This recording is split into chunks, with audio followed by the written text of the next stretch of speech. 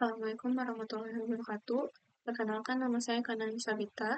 Di sini saya akan mempresentasikan studi kasus, contoh studi kasus, pengujian hipotesis sampel kecil, metode pemeriksaan mata di optik kacamata Gading Serpong. Baik, dalam pemeriksaan refraksi atau pemeriksaan mata itu biasanya menggunakan dua metode, trial lens dan poroptor. Keduanya sama-sama metode subjektif dalam pemeriksaan. Namun untuk portor itu lebih fokus ke eye exam. Karena di sini customer tidak dapat terlalu bisa untuk digunakan jalan dan lain-lainnya. Jadi dia fokus ke eye exam-nya aja. Namun untuk lebih dapat dirasakan, customer dapat memvisualisasikan gimana pada saat lensanya udah jadi, itu dengan trial lens gitu. Jadi kalau portor itu lebih ke eye exam, namun kalau trial lens itu bisa keduanya gitu. Nah, oleh karena itu hasil pengukurannya itu pastinya bisa jauh berbeda karena pada saat kita pakai poroptor itu kan pasti fokusnya ke eye exam ya. Lebih jernih mana dan lebih tajam mana visusnya atau ketajaman melihat bacanya. Nah, biasanya kalau misal pemeriksaan itu mentok-mentok itu 20/20 atau objek yang setara dengan 6 meter. Kalau misalnya suatu customer udah bisa ngebaca huruf atau tulisan yang setara dengan 6 meter, itu artinya ketajamannya itu sudah maksimal gitu. Jadi ketajamannya itu udah baik. Jadi bisa dikatakan lensanya itu sudah oke, kayak gitu.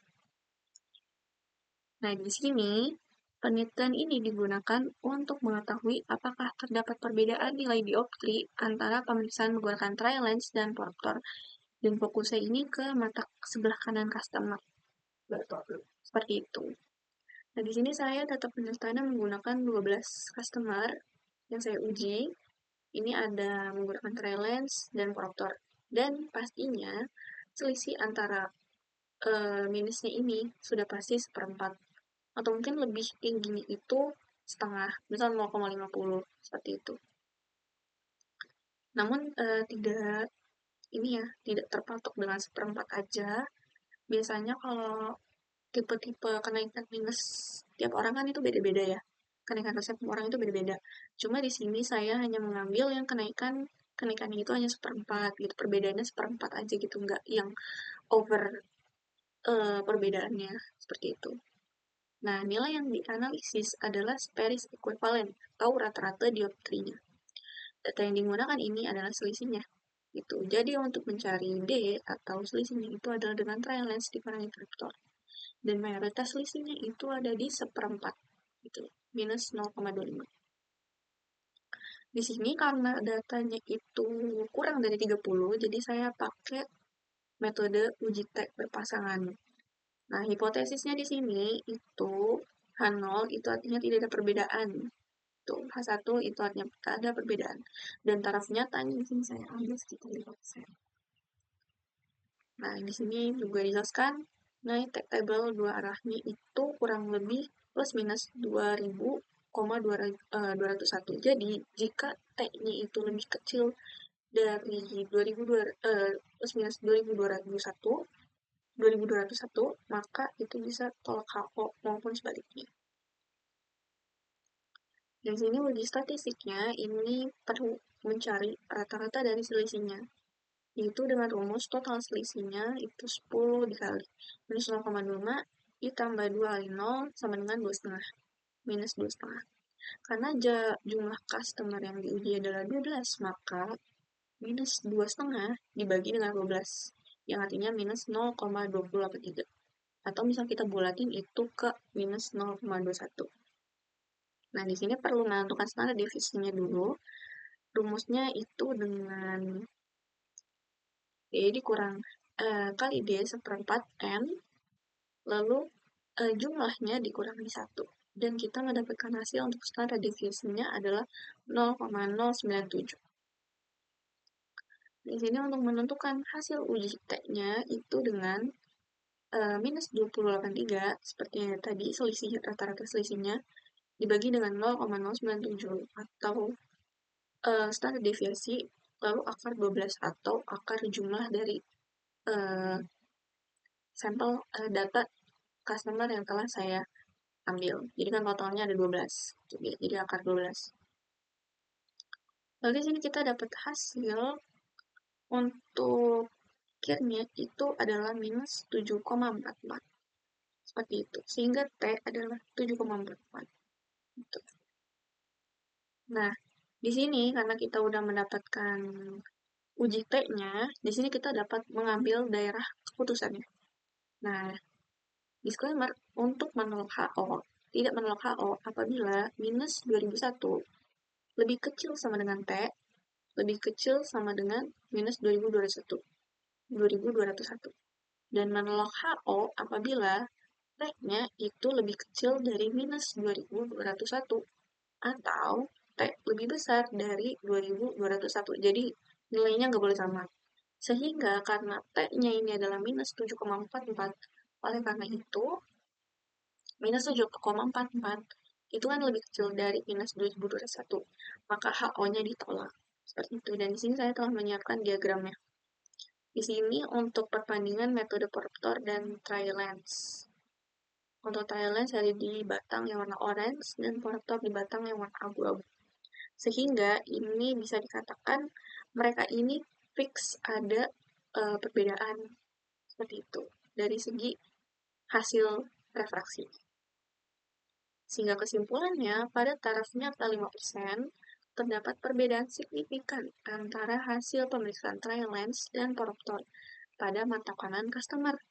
Dan rata-rata selisihnya ini adalah 0,21 dioptri. Seperti itu. Dan sekian untuk presentasi saya. Mohon maaf bila ada salah kata. Wassalamualaikum warahmatullahi wabarakatuh. Terima kasih. Assalamualaikum warahmatullahi wabarakatuh. Perkenalkan, nama saya Kanai Sabita. Jadi, hari ini saya akan mempresentasikan contoh kasus pengujian hipotesis sampel besar terhadap rata-rata jarak baca dekat customer dewasa di optik kacamata Gading Serpong. Dan di sini untuk latar belakang kenapa saya menguji ini adalah karena salah satu standar yang umum digunakan adalah bahwa jarak baca normal orang dewasa berada pada kisaran di 40 cm. Jadi biasanya itu di optik kalau kita ingin mengecek jarak dekat baca pada orang-orang dewasa, khususnya umur 40 tahun ke atas, atau mungkin di minimal sih 40 tahun ke atas ya.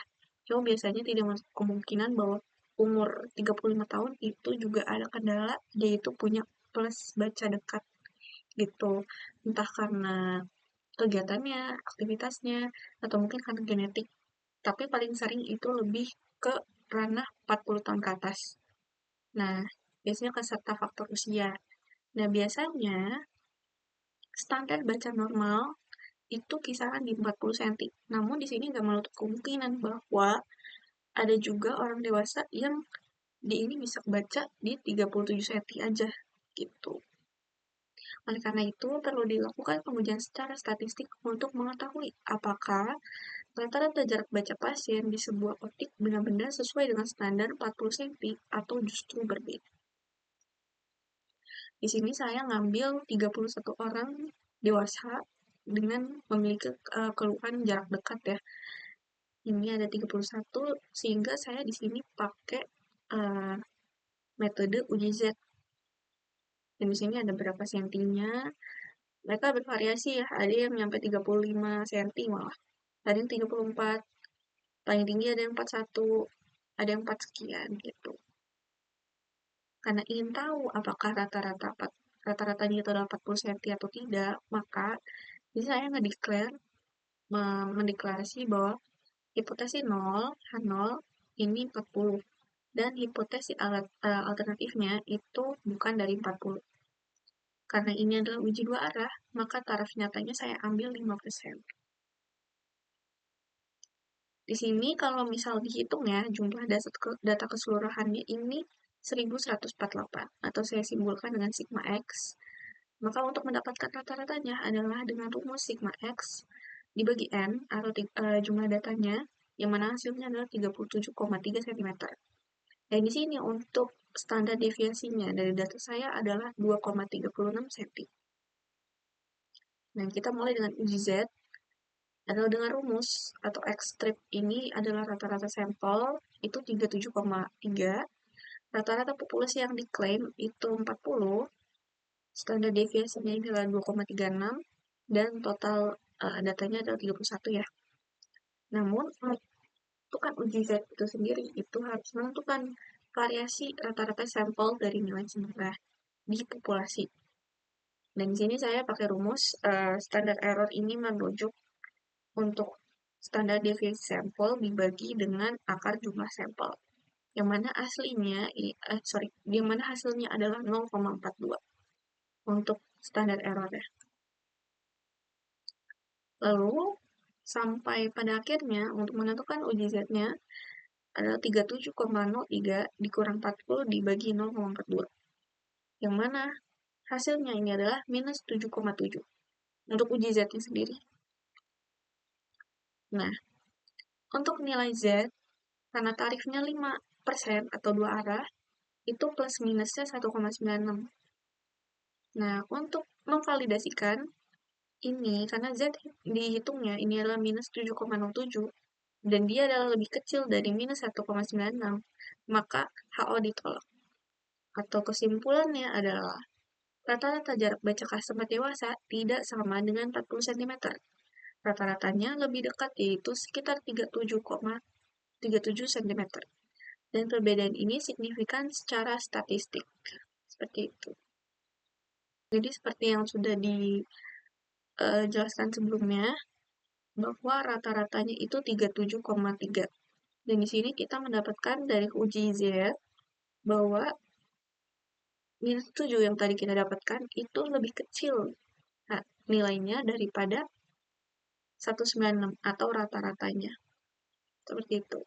Yang mana akhirnya rata-ratanya ini tidak selalu di 40 cm, namun lebih dekat di 37 cm berdasarkan sampel yang telah saya ambil dan data-data customer dewasa yang telah saya ambil. Nah, di sini saya telah membuat diagram Z-score region. Ini dengan tarif nyata yaitu 5% ya. Ini menunjukkan rata-rata populasi, dan pada kurva tersebut, bagian tengahnya ini sekitar 95%, merupakan daerah penerimaan HO. Dan sedangkan dua daerah kecil di sini itu 22,5% ya, yang mana merupakan daerah penolakan HO. Batas antara kedua daerah ini ditunjukkan oleh nilai Z-nya ini plus minus 196. Pada tarif nyatanya 5%, nilai Z hasil penilaian sebesar minus 7,7 berada jauh di sebelah kiri batas minus 1,96, sehingga jelas termasuk daerah penolakan HO. Artinya, dari diagram ini menunjukkan bahwa perbedaan antara rata-rata jarak baca customer dan standar 40 cm tidak terjadi secara kebetulan, sehingga HO ditolak dengan keyakinan yang kuat. Baik, sekian untuk presentasi saya. Mohon maaf bila ada salah kata. Wassalamualaikum warahmatullahi wabarakatuh.